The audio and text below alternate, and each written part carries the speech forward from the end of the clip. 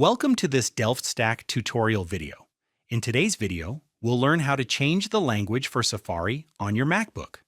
In Method 1, we will use the general language settings of your MacBook.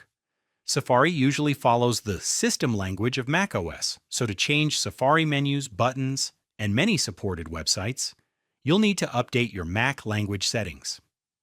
Let's begin. Click the Apple logo in the top left corner of your screen, then choose System Settings. On some older macOS versions, this may be called System Preferences. Once the settings window opens, look for Language and Region and click it. Here you'll see your current preferred language listed at the top.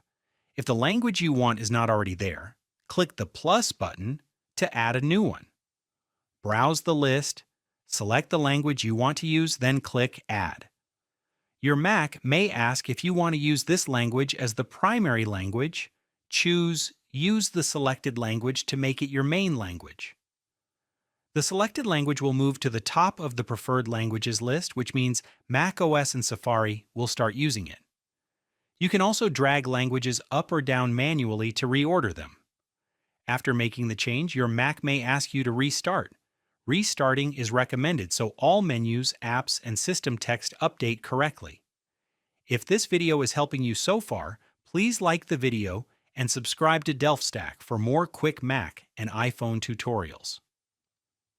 For Method 2, we will only change the language for Safari.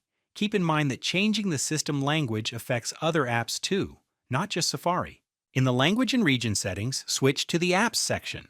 Here you can assign different languages to specific apps only. Click the plus icon and a small window will open.